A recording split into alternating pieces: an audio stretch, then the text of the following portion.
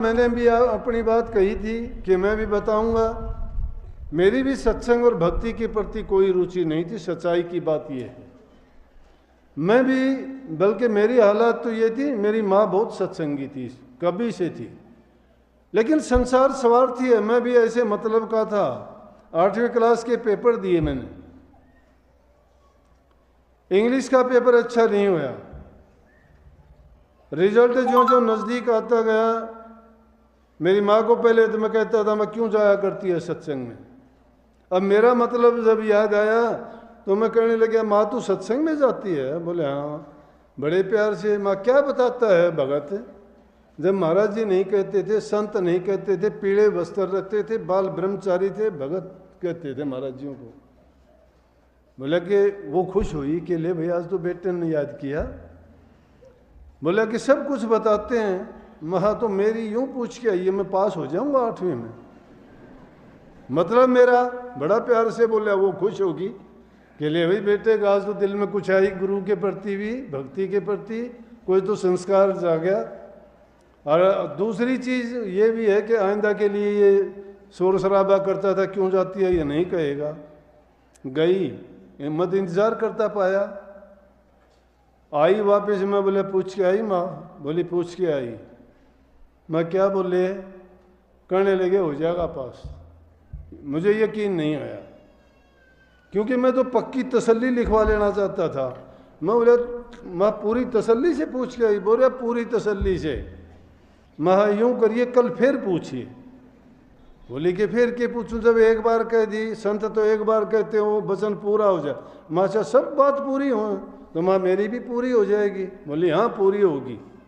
मैं बोला ना कल फिर पूछ के आइए। बोली तन्ने ले चालू तू पूछ लिए। मना मैं जाऊँ को नहीं, पूछ के आइए तुम्हें। अगले दिन फिर मैं बोला पूछ के आई। वापिस आई सत्संग से तो पता नहीं पूछ के आई या नहीं आई, उसने तो कह दिया तसल्ली हाँ मैं पूछ के आई। महा क्या कहने लगे? कहने लगे ने बोला कह दिए उसने पक्का पास हो जा को रोकनिया को। मैं चलो माँ फिर तो मैं मान जाऊंगा भाई, थारा भगत में पक्का महात्मा है। कहाँ इंसान को यकीन आता है, मतलब निकलता है, मतलब के बाद सब कुछ भूल जाते हैं। एहसान फरोमोश है ये जीव संसार में। जब मतलब होता है इसको सब अच्छे लगते हैं, सब प्यारे लगते हैं, मतलब निकल जाता है इसको सब बुरे लगते हैं। माँ बाप भी बुरे लगते हैं। बैल सारे काम करता है हमारा। महापुरुषों ने फरमाया है कि जब तक बैल चले हड़िए में तब लग गए प्यारा। बूढ़ा हो जा नाथ काट देर घर घर लाठे खा रहा, गरज बिना कोई नहीं प्यारा।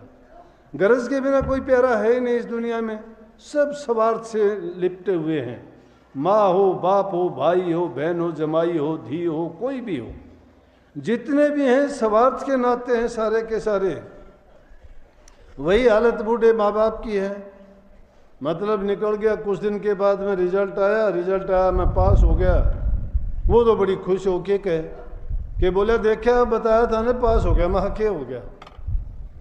जब रोजाना पूछने वाला आज कहता है कि क्या हो गया, मुझे याद है अच्छी तरह वो बात। बोली रे जब तो तू यूँ कहा करता। माँ हाँ चलो हो गया होगा। बोली कि वो नहीं कहा करे से। बोले एक बार जाया तू? माना मैं जाके कोई हूँ, ठीक हो गया हो गया हो गया, भूल भाल गया कोई बात नहीं। पढ़ लिख लिया, बीए करी, बीएड करी, मास्टर लग गया, कोई आना जाना नहीं। बल्कि इतना वो हो गया कि अगर रास्ते में गली में सामने से आते दिखाई, चाहे किसी के घर में बढ़ना पड़ता, मैं सामने नहीं गया कभी। देखो दुर्भाग्य था कि नहीं? क्योंकि ज्ञान नहीं था, समझ नहीं था। मैं तो भागी इन बच्चों को मानता हूँ जो छोटे छोटे बच्चे हैं आज जो सत्संग में आते हैं, सत्संग के वचन सुनते हैं, इतना प्यार दिखाते हैं। कई लड़कियां थी, वो कहने लगी, एक लड़की तो आके कहने लगी, ने बोली कई लड़कियां मेरे से कहती हैं कि नाम ले ले, नाम लेने के बाद गुरु से बहुत प्यार हो जाता है। बोले ये आपकी तरफ भी भागी ऐसी आती हैं और इतना उनका प्यार कैसे, ये परमात्मा मिल जाता है क्या इनको?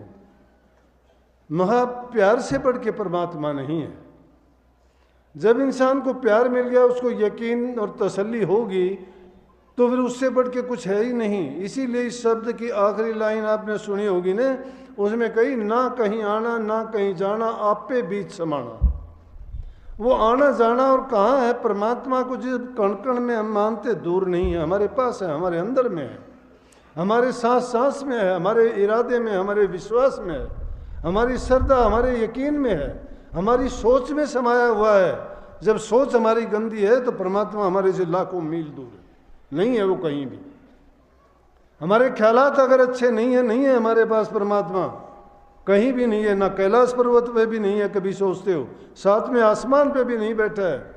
झूठी बात है ये, तुम्हारे मंजिल प्रकाश ये जितनी भी बातें बनाते हो सब मिथ्या बातें हैं। सफाई दिल की नहीं है, भक्ति खाक है। दिल की सफाई करके देखो, तुम्हारे दिल के अंदर समाया और बैठा हुआ मिलेगा।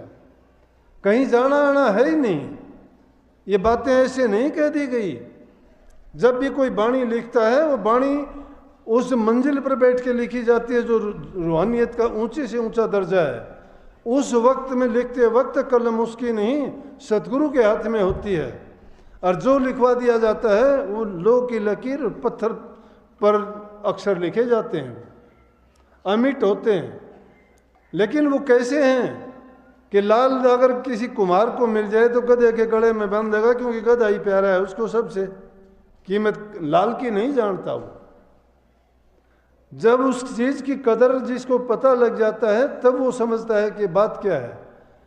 तो भक्ति रूपी पदार्थ और नाम रूपी शक्ति भी आसान नहीं है। हर एक को मिल तो जाती है लेकिन वो उसको पहचान नहीं पाते, उनके लिए कोई मायने नहीं रखती। टाइम गुजरा, अध्यापक की नौकरी करने लग गया। घर के परिवार के चाचा ताया थे। मेरा चाचा था, एक नाम था हरलाल, दूसरा नाम नंदलाल था। हम 3-4 ऐसे थे आपस में, वो बैठ उठ जाते थे। उन्होंने सोचा कि ये बिगड़ ना जाएं, कोई गलत रास्ता अपना लें कि इसको ले चलो, बाकी ये तो अपने आप सुधर जाएंगे। मेरे को कहने लगे, भाई महाराज जी बहुत अच्छे हैं, उनको ये है वो है, बड़ा प्रचार किया। बोलना इंसान को संगति इस तरह से बनाती है। अच्छा संग जिसका करोगे आपको, वो उनका अच्छे गुणों का बखान कर करके, उनकी बातों को सुना सुना के आपके दिल में ऐसी एक भावना भर देंगे कि जिससे आपके दिल में उमंग पैदा होगी कि इस चीज़ को करना चाहिए, देखना चाहिए, आजमाना चाहिए। उन्होंने ऐसे भाव भर दिए मेरे अंदर। एक दिन मुझे तैयार कर लिया कि चल देख के आ। एक दिन मैं देखने के लिए गया था। एक दिन गया, 2 दिन गया, आराम से पास बैठने का मौका मिला। संतों का संग, मैं कहता हूँ इतना अच्छा होता है कि उनसे निकली हुई जो शक्ति की धार है वो जीव का कल्याण कर देती है। उनका सानिध्य बहुत ही लाभकारी है। और जितना जो अपने पास बैठोगे उतनी आपको ठंडक मिलेगी। सत्य के जितने आप पास चले जाओगे उतनी सत्यता आप में आती चली जाएगी। झूठ और पाखंड के करीब जितने जाओगे उतने ही झूठे और पाखंडी हो जाओगे। और संग करते करते, सत्संग करते करते तुम्हारी सभी बुराइयां एक एक करके निकल जाएंगी और सच्चाई ही सच्चाई आपके अंदर आ जाएगी। इसीलिए सत्संग बार बार करना चाहिए, बार बार जाना चाहिए। बस कुछ दिन में गया, जाने के बाद में बड़ा मज़ा आया। क्यों? अच्छी चाय पीते, लड्डू मिलते, मिठाई मिलती। मिठाई बहुत बड़ी चीज़ थी, आजकल तो खाते ही नहीं कोई भी। लेकिन उस टाइम में नहीं मिल, गुड़ भी नहीं मिलता था और मिठाई की तो बात छोड़ दो। तो मैं ये तो अच्छा हुआ भाई, शाम को अच्छी चाय मिलती है, अच्छी मिठाई मिलती है, ज़रूर चलेंगे, अच्छी बात सुनने को मिलती है। और स्पेशल ट्रीटमेंट होता क्योंकि बड़े आदमी में साथ जाता। एक दिन मन में ख्याल आया, विचार आया। मैंने सोचा कि एक अपना भाई हौलदार था, वो मेरे से पहले के सत्संगी थे, सेवादार थे, महाराजियों के संग रहते थे, बाहर भीतर जहाँ कहीं जाते लेके जाते थे। तो मैंने सोचा कि महाराज जी तो चाहे 1-2 घूंट लेते हैं, उसके बाद तो इसको दे देते हैं। मैं अगर ये पूरे संत हैं और इनको पता लगता है कि भाई आगे पीछे क्या होना है, जैसे कह देते हैं कि महात्मा त्रिकालदर्शी होते हैं, इनको आने वाली घटना का पहले पता लग जाता है, ये लोगों के भविष्य की बातें बता देते हैं। तो आज देखते हैं कि ये रोज़ाना चाय इसको हवलदार को देते, अगर तुझे दे देंगे चाय तो मान लेना कि भाई हाँ ये जानते हैं सब कुछ। मैं बैठे बैठे और चाय आई, चाय आने के बाद में 2 घूंट ली और लेके मेरी तरफ देख के कहने लगे, ले भाई मास्टर मास्टर कहते थे मुझे, नाम लेके कभी महाराज जी ने मुझे नहीं कहा, कभी मैंने ज़िंदगी में मेरा नाम लेते हुए उनकी ज़बान से नहीं सुना। मास्टर कहते थे, मास्टर मास्टर बस। कहने लगे, ले भाई मास्टर, मेरी झूठी चाय मैं किसी को दिया तो नहीं करता हूँ, लेकिन आज तो तेरे को दूंगा। चाय पकड़ो तो हाथ कामने लग गया, दिल कामने लग गया कि तूने तो गलत बात सोच ली थी, ये तो सब कुछ जानते हैं मूर्ख। मुझे चाय लेने की खुशी नहीं थी, खुशी मुझे इस बात की थी जो मन में मैंने कल्पना की थी, जो बात सोची थी वो पूरी हो गई। तुम लोग सब ये ना सोच लेना कि हम भी ऐसा सोच लें वो हो जाएं।